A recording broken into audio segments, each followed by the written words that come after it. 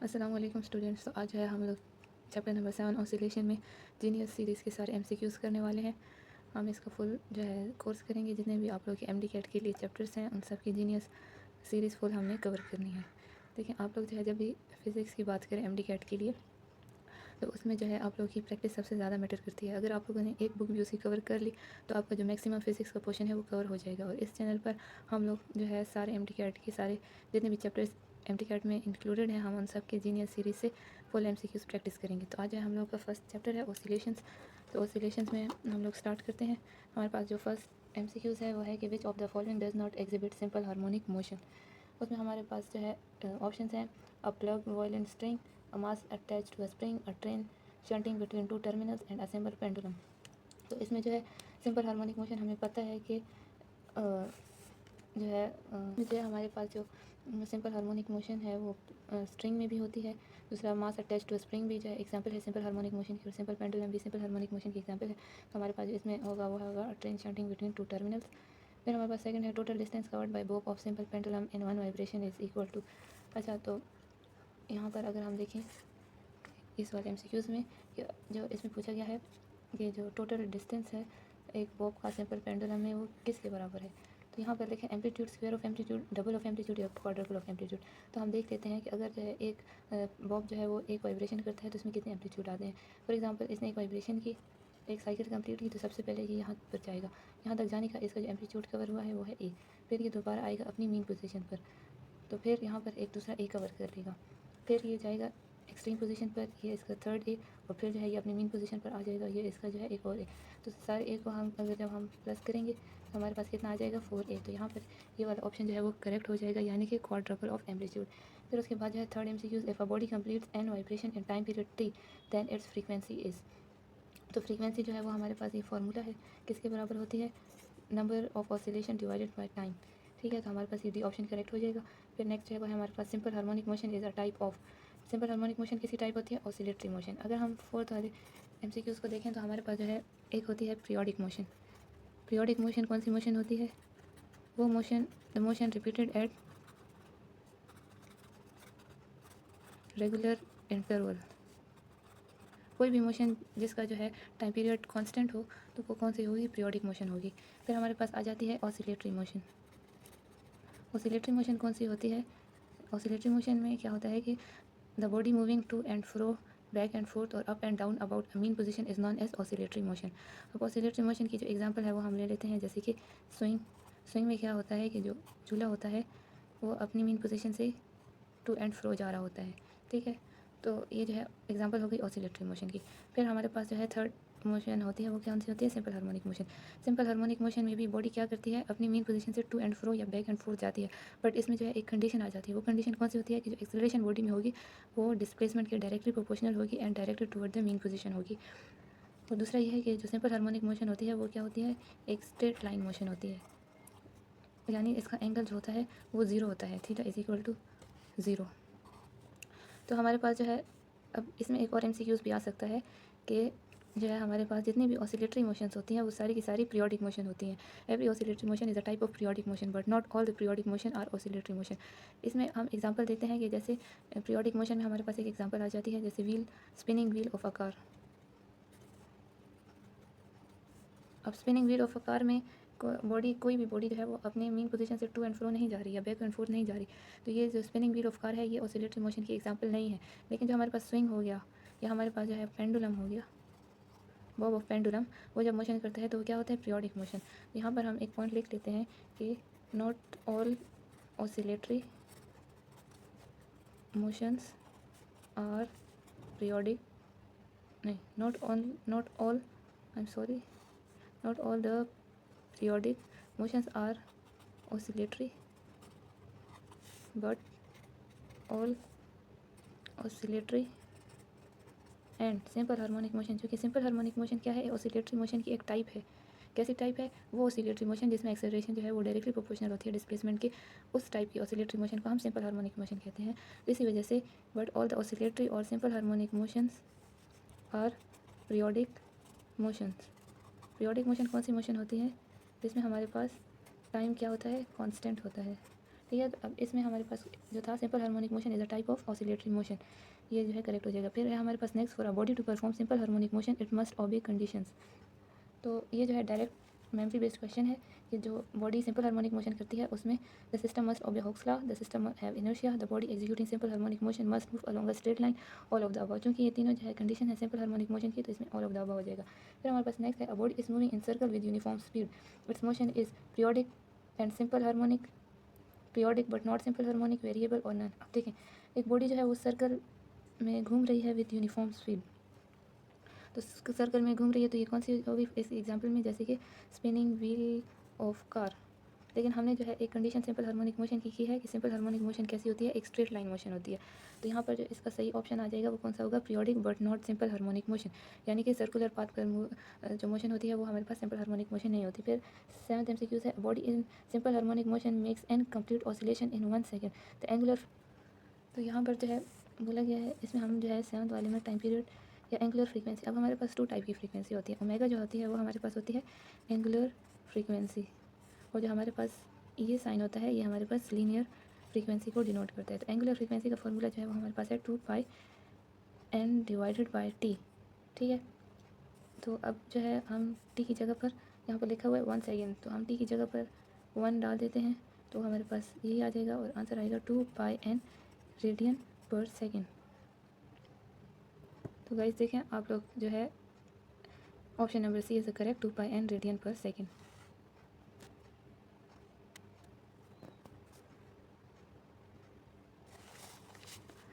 फिर जो है हम अब चले जाते हैं 8 MCQs पर। यहाँ पर जो है the SI base unit for spring constant is which of the following. हमारे पास जो स्प्रिंग कांस्टेंट है, जो है स्प्रिंग कांस्टेंट वह कौन से फॉर्मूले से डिराइव हुआ है, MA is equal to KX। ये जो है हमारे पास F अप्लाइड, ये F restoring is equal to, तो हम जो है K की वैल्यू निकाल देते हैं, K is equal to MA divided by X। तो जो हमारे पास मास है वो होगा kilogram, acceleration is equal to metre पर सेकंड स्क्वायर, और ये भी मीटर मीटर मीटर कैंसिल, तो हमारे पास जो K होगा वो होगा किलोग्राम पर सेकंड स्क्वायर। हमारे पास ये option is the correct one. फिर 9 जो है वो हमारे पास है, what is represented by the gradient of a graph force F vertical axis against extension X horizontal axis. तो हम यहाँ पर देख लेते हैं 9 जो हमारे पास MCQs है उसमें हमने बोला गया है कि अगर हमारे पास जो वर्टिकल एक्सिस है उसमें हमारे पास फोर्स गिवन है और हमारे पास जो हॉरिजॉन्टल एक्सिस है उसमें हमारे पास x है, तो इसका जो ग्रेडियंट होगा वो हमारे पास क्या होगा।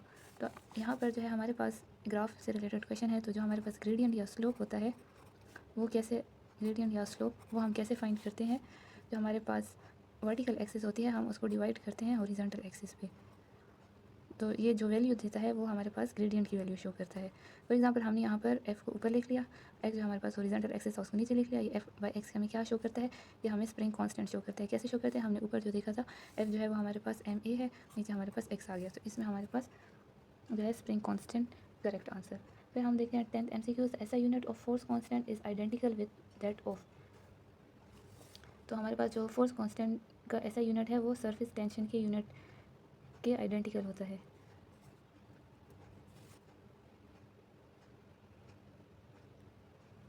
अगर जो है आप लोग देखें तो लाउडनेस का हमारे पास कोई यूनिट नहीं होता, प्रेशर का यूनिट जो होता है, प्रेशर का यूनिट जो है वो हमारे पास फोर्स पर यूनिट एरिया निकालने से होता है, और फोर्स का जो है वो भी हमारे पास फोर्स होता है, जबकि हमारे पास फोर्स कांस्टेंट और सरफेस टेंशन का जो फार्मूला है वो हमारे पास फोर्स डिवाइडेड बाय लेंथ निकालने से आता है। फिर उसके बाद जो है हमारे पास 11th MCQ है, the force constant is a measure of, ये डायरेक्ट क्वेश्चन है जो कि हमारे पास स्टिफनेस ऑफ स्प्रिंग हमें बताता है फोर्स कांस्टेंट। फिर जो 12th MCQ है वो है small value of K is an indication of soft spring. अब जितना ज़्यादा K की वैल्यू ज़्यादा होगी उतना ज़्यादा स्टिफनेस ज़्यादा होगी, तो जितनी K की वैल्यू कम होगी स्प्रिंग जो होगा वो उतना सॉफ्ट होगा। फिर जो है हमारे पास 13 MCQ है, springs use in the suspension of cars have large की। ऑब्वियसली जो कार्स होती हैं उनके लिए उनमें हमें शॉक एब्जॉर्बिंग वाली कैपेसिटी चाहिए होती है, यानी कि वो स्प्रिंग जो है वो इतना ज़्यादा मूव ना करे, तो उसके लिए जो है हमें स्टिफनेस ज़्यादा चाहिए होती है, तो उसकी जो वैल्यू होगी वो क्या होगी, लार्ज की। फिर हमारे पास जो 14 MCQ है वो है two spring of spring constant K1 and K2 are stretched by the same force, they are stretched by X1 and X2 respectively, if K1 is greater than K2 then. तो अगर जो है हम 14 MCQs देखें तो इसमें हमें बोला गया है कि हमारे पास जो 2 स्प्रिंग्स हैं जिनकी जो स्प्रिंग कांस्टेंट है वो है, एक का K1 और दूसरे का जो है वो K2 है। उन दोनों में हमने फोर्स क्या अप्लाई की है, सेम फोर्स अप्लाई की गई है and they are stretched by the x1 and x2 respectively. फिर हमारे पास बोला गया है कि जो K1 है वो क्या हो गया, K2 से ज़्यादा है। तो हमारे पास फिर x जो है वो कौन सा ज़्यादा होगा, तो हमारे पास जो है वही ऑब्वियस सी बात है कि अगर जो है K1 का जो स्प्रिंग है उसका अगर K1 ज़्यादा है तो मतलब स्टिफनेस उसकी ज़्यादा होगी। अगर स्टिफनेस ज़्यादा है तो उसकी जो एक्सटेंशन होगी या जो वो मूवमेंट करेगा वो कम करेगा, क्योंकि जो उसका स्प्रिंग होगा वो सख्त होगा। तो ये लॉजिक से ही साबित हो गया कि जो x1 होगा वो x2 से लेस होना चाहिए। बट हम जो है मैथमेटिकली इसको प्रूफ करते हैं। तो हमारे पास जो है फोर्स 1 एंड फोर्स 2 जो है वो क्या हो गई, सेम हो गई, F1 एंड F2, जो कि क्वेश्चन में हमारे पास गिवन था। अब फोर्स 1 जो है वो किसके बराबर है, K1 x1 is equal to K2 and x2। अगर हम इनको एक जगह पर ले आएँ, K को K1 divide by K2 is equal to x2 divided by x1। तो यहाँ पर देखें कि हमारे पास जो है K1 एंड x1 ये एक दूसरे के इन्वर्स रिलेशन में है। तो अगर K1 ज़्यादा होगा तो फिर x1 क्या होगा, कम होगा। That's why K1 is greater than K2 then x1 is less than x2। जो हमारे पास करेक्ट ऑप्शन है वो भी क्या है, x1 is less than x2। Question है वो है हमारे पास question number 15। If the spring is cut into half its spring constant become.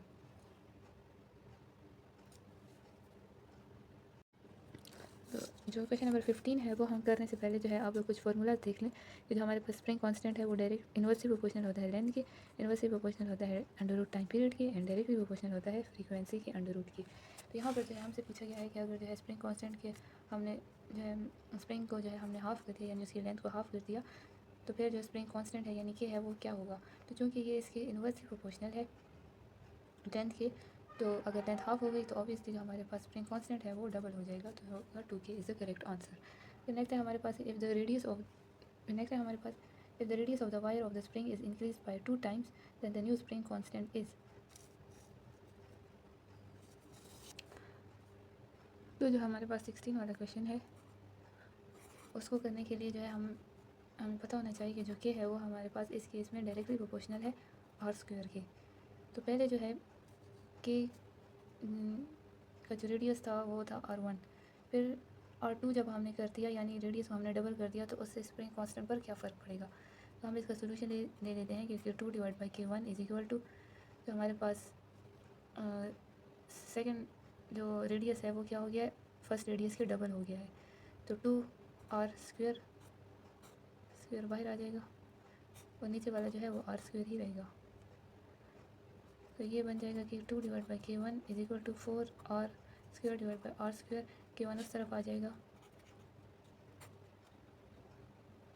तो हमारे पास जो K2 है वो 4 टाइम्स K1 के बराबर हो जाएगा। तो हमारे पास जो आंसर है वो क्या हो गया, डी। फिर नेक्स्ट है if the A of the wire of the spring is increase by 2 times then the new spring constant is. देखेंगे जो 17 वाला है हमें एक रिलेशन पता होनी चाहिए कि इस केस में हमारे पास जो के है वो डायरेक्टली प्रोपोर्शनल है ई की। तो अगर जो है के डबल हो, अगर जो है एम्पलीट्यूड डबल हो गया तो फिर हमारे पास जो के है वो भी क्या हो जाएगा, डबल हो जाएगा। अगर ये डबल हो गया तो फिर हमारे पास जो के है वो भी क्या हो जाएगा, डबल हो जाएगा। हमारे पास आंसर है वो होगा बी। फिर हमारे पास 18 है when n spring of the same stiffness are connected in parallel then the equivalent spring constant is.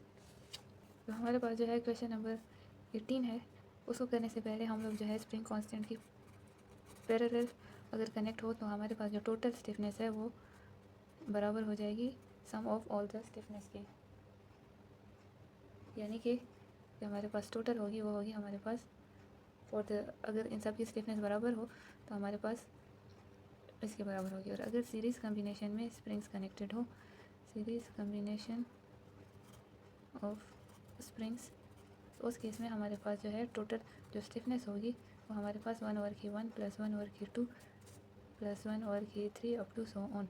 यहाँ पर जो है इस केस में हमें बोला गया है कि where and spring of the same stiffness are connected in parallel then the equivalent spring constant is. तो हमने जो है ये वाला फार्मूला अप्लाई करना है। ये वाला कब करेंगे, जब हमारे पास तमाम के की वैल्यू सेम होगी। अगर के की वैल्यू सेम नहीं है तो तब हम जो है ये वाला फार्मूला अप्लाई करेंगे। तो हमारे पास जो के इक्विवेलेंट है वो किसके बराबर है, एन के बराबर है। और इस केस में अगर जो है तमाम केस की वैल्यू सेम है तो हमारे पास जो फार्मूला होगा वो के ओवर एन के बराबर हो जाएगा। If the springs all the spring have the same value of K. फिर जो है हमारे पास 19 क्वेश्चन है, the springs are connected in series then the equivalent spring constant is. K equivalent is equal to K और N. फिर जो है हमारे पास 20 MCQs है। 2 bodies m and n of equal masses are suspended from 2 separate massless spring of force constant k1 and k2 respectively. If the 2 bodies oscillate vertically such that their maximum velocities are equal, the ratio of the amplitude of m to n is.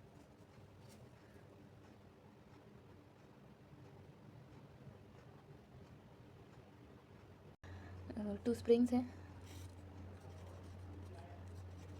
और उनके साथ जो है 2 masses लगे हैं। एक जो है हमारे पास m है और दूसरा जो है वो है हमारे पास n। और बोला क्या है कि जो फोर्स कांस्टेंट k1 इनकी जो फोर्स कांस्टेंट स्प्रिंग कांस्टेंट है हमारे पास, एक का है k1 एंड दूसरे का है k2। अगर ये दोनों जो मासेस हैं अगर हमने इनको ऑसिलेट कर दिया, यानी अप एंड डाउन दोनों ऑसिलेट करेंगे, तो जो इनकी वेलोसिटीज़ हैं वो हमारे पास इक्वल हैं, यानी v1 is equal to v2 है। तो फिर हमें बोला गया है कि the ratio of the amplitude of m to n is, तो हमें एम्पलीट्यूड फिर फाइंड करना है, यानी कि हमें स्प्रिंग कांस्टेंट के एम्पलीट्यूड या उसका जो है रेशियो निकालना है। तो हमारे पास जो है v वो हमारे पास बराबर होता है ओमेगा x के। तो इस केस में हमारे पास 2v हैं, तो हम लोग लिख लेते हैं कि v1 is equal to x1 and omega. Omega की वैल्यू जो है वो हमारे पास होती है अंडर रूट k और m। तो हम जो है ओमेगा की जगह पर उसकी वैल्यू डाल देंगे k1 और m, एंड जो हमारे पास v2 है वो है हमारे पास x2 k2 divided by m। तो हमारे पास चूँकि v1 एंड v2 बराबर हैं, तो हम जो है इन दोनों इक्वेशंस को इक्वेट कर सकते हैं equal to x2 k2 divided by m। हम जो है इसको इधर लेके आ जाते हैं और उसको उधर, तो x1 divided by x2 is equal to k2 divided by m by m divided by k1।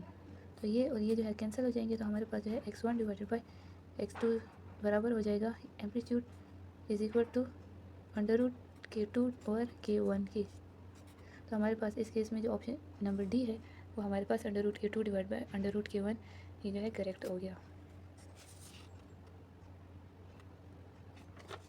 Next आते हैं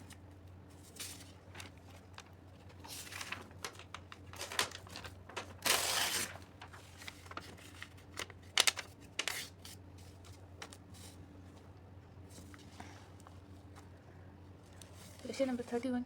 Two identical springs of constant k are connected in series and then in parallel. A mass m is suspended from them. The ratio of their frequencies of vertical oscillations will be. Question number 21 है, उसमें हमें बोला गया है कि जो 2 identical spring हैं of spring constant के, पहले जो है वो सीरीज़ में कनेक्ट किए हैं। सीरीज़ में जब स्प्रिंग्स कनेक्ट होते हैं तो हमारे पास जो फार्मूला बनता है उनके लिए वो होता है हमारे पास 1 over K total is equal to 1 divide by k1 plus 1 divided by k2। तो अगर हम इनको सिंप्लीफाई करें तो हमारे पास बन जाता है kt is equal to k1 k2 divided by k1 plus k2। फिर हमें बोला गया है कि फिर जो है वो पैरेलल में कनेक्ट हुए हैं। तो अगर पैरेलल में कनेक्ट हुए हैं तो उसके लिए जो फार्मूला बनता है वो बनता है हमारे पास k1 प्लस k2। फिर बोला गया है कि मास m is suspended from them, the ratio of their frequencies of vertical oscillations will be. Vertical oscillation की जो हमारे पास फ्रीक्वेंसी है इन लोगों ने उसकी जो सीरीज़ और पैरेलल की वर्टिकल फ्रीक्वेंसीज़ हैं उनकी हमारे पास रेशो मांगी गई है।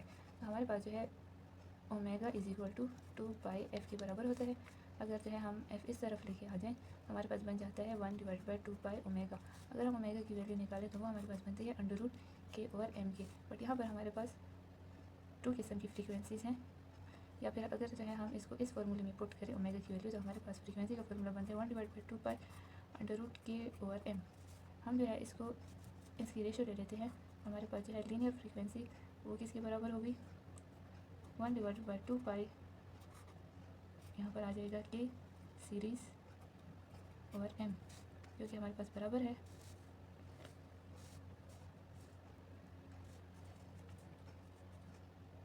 F S is equal to 1 divide by 2 pi k1 k2 k1 plus k2। फिर है हमारे पास पैरेलल फ्रीक्वेंसी वो हमारे पास बराबर है 1 डिवाइडेड बाई 2 पाई के पैरेलल डिवाइडेड बाई एम।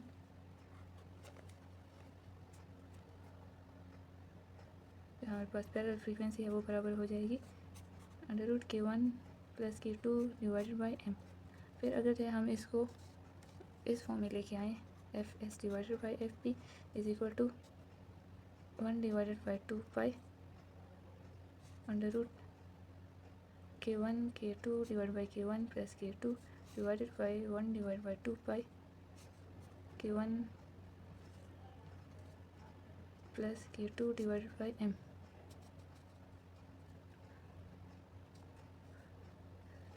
हम लोग नेक्स्ट चले जाते हैं। आगे से जो है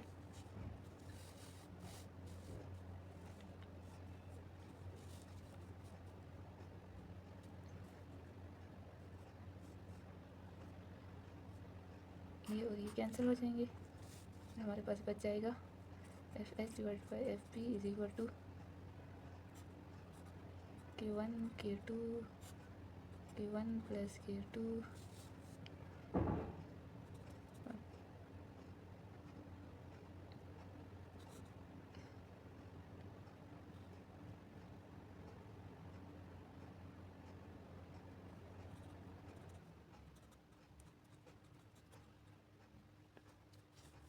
फिर ये M और ये M जो है वो आपस में कैंसिल हो जाएंगे।